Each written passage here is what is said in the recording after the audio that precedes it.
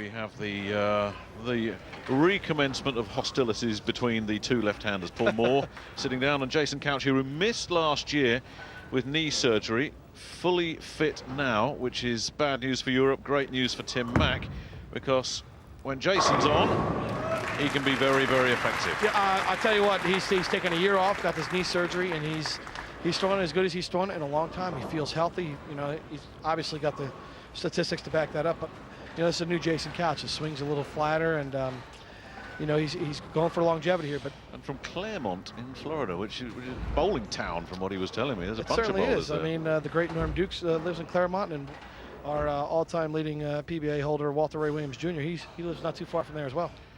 He said the three of them often just go to the local lane and bowl. They said it must be very intimidating for anybody else that just shows up. That's a heck of a match, I can tell you. Here's the man with the shortest journey from Beverly.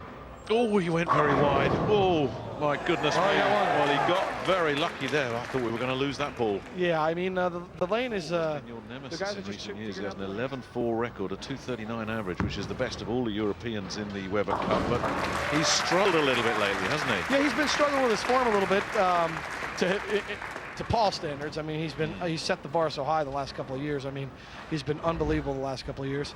And as you see, you know, he's the only guy, the only European that has it. So too is Jason, who he loves that, doesn't he? Oh yeah. That's big boy for you right there. That's why he's named Big Boy. You know, nobody more intense on the lanes than Jason. You know, when he gets it going, and I can tell you, he really wants this bad. You know, this is his first come-out party since his surgery. I mean, big tournament here. And I can tell you, he's ready. He's ready to bowl, and look at that ball just drive through the pins. Now you'll see that the lefties will play similar. Receiving end of that Paul Moor 300 2 years ago. He bowled a 258 for goodness sake, and was an afterthought in the whole thing. It certainly was. Now Paul's got to find that pocket, and he does. Pretty good shot from Paul there. Pretty good answer from Paul. You know, if Paul gets comfortable out here, he's shown over the years that he's as deadly as anybody on this lane. I have to tell you, you were spotted in a lane in Barnsley yesterday, and it looked like you were coaching this fella. Is that true? Yeah, actually, Paul has been a friend of mine for a number of years. He asked me to help him out and see what I saw and bring out the best in us, and it's going to bring out the best. Oh, Jason's gone wide now. There it is. Touch you off there. That's okay. That's what I was talking about earlier, though, Nick, about Jason being a little bit more powerful, and he's got a little bit more rev rate. He gets the ball a little bit wider than where Paul did, and you'll see that rev rate and that rotation where Jason gets it is able to get the ball back and get the pins to dance around a little bit more. There you go. I mean, 417, that's as high as it is. I'm pretty close to the top three on our team, so he loves it. Great showman on the lanes. He loves it. Gotta love. That's Big Boy right there for you. One of the things that don't go in his way, you're not sure really what's going on. I mean, he's really a quiet character out in the lane. What people sometimes make a mistake with this man is he's incredibly quiet, but my goodness me, is he a competitor. He's nailed another one. Yeah. I mean, he's right behind Jason. You know, if each person stays within their own game, they're really mentally, they're tough to get into their minds. Let's see if Jason can keep his streak going. Yeah, that's pretty good right there. Tighten the line up a little bit. Yeah, that was a little bit right at target, and Jason firmed it up the lane for a nice terrific. Barnsley. Good to see the support good to see the support from the bowlers. Good to see the Moose Brigade back again. Yeah, Moose Brigade's back. Now Jason just stays in his own world while Paul goes wide. Yeah, roll pretty good. Apparently he's working on the things we talked about. He looks pretty good. So is some of your tactical talk paying off? Can you see the result here? I don't know. I mean, Paul was having the problems in his push away, and very hungry to be on the lane today. And I'm happy that he's out here. He has to strike because Jason's just striking off the sheet, and there it is. Another one. There it is. I mean, I'm going to go back to what I talked about earlier, Nick, is that rev rate and that rotation that Jason creates in his side of the lane. So Moor's got to just stay with him. Let's see if he can do it here. He's left the 7-pin, so that's going to open up the thing a little bit. They don't like these little 7 pins in the corner, do they, these lefties? As well. It seemed like from Paul's reaction, he didn't like that shot off his hand. It went through the pins good, but it didn't increase his lead after Paul's leave with that 7-pin. Long way to go. Just to set a context, if he gets another strike here, that's halfway to the perfect game. So a long way to go, but he's still on course. And you know he wants it because it was done to him 2 years ago. Yeah, for sure. I mean, he would like nothing more right now than to put the number. That's in layman's terms, and to get here sooner than it did. And I got to tell you guys, I expect some big things from Jason Couch this week.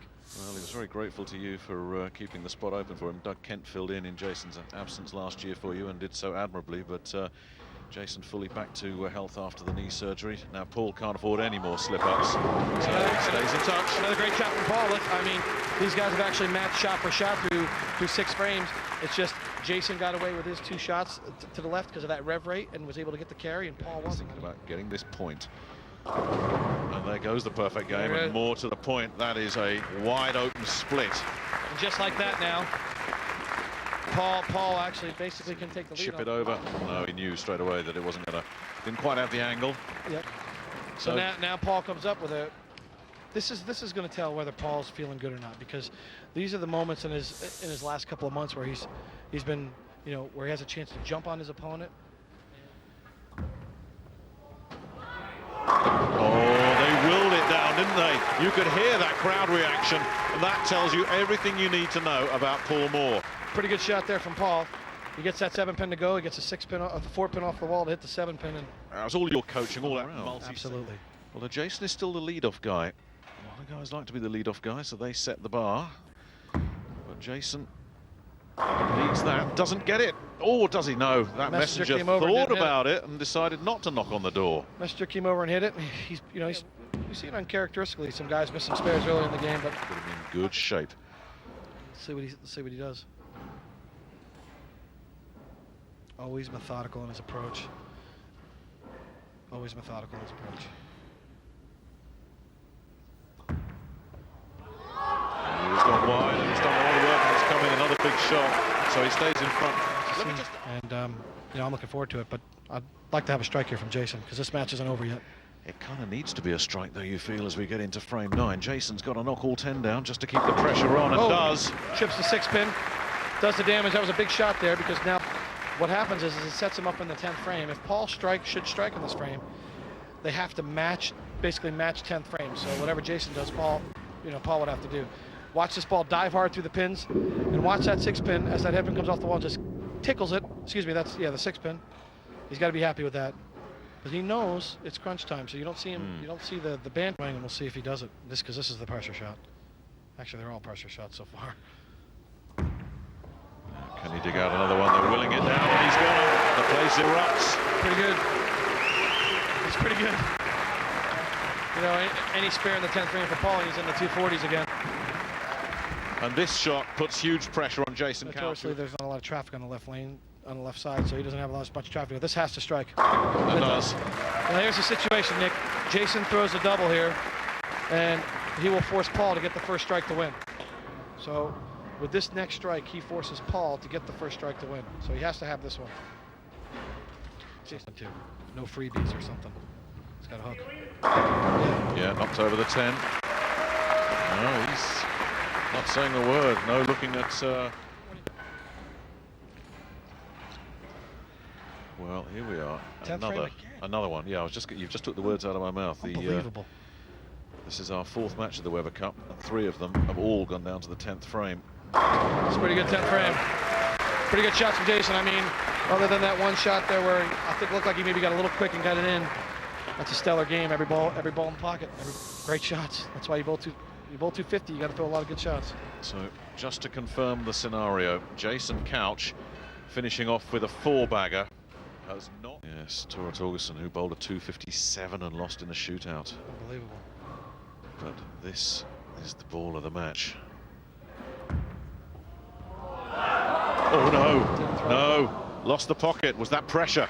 I think that's what the one thing he's been dealing with over recently is the fact that, you know, in that moment you can see it. You can see it's playing on him. He knows it in that moment, and when he goes back and sees this on TV, he'll see that, you know, he lost his mechanics, needed a strike to win, strike 8 spare to win, and you know, that's going to be a point for the USA right there. Doesn't he know it? Doesn't matter now. He's going to be in the 240s, but I think he'll see. He'll know that, and that's guy puts the heat on him, and it's a little easier to throw that one. Yeah, Paul will sign off with a 246, but that's a worrying sign for Team Europe. Paul Moor, so often their money man, not quite on his game going into this year's competition, and it showed there in frame 10. And Jason Couch was able to come back from 13 pins adrift going into frame 10 to take it by 10, and daylight now.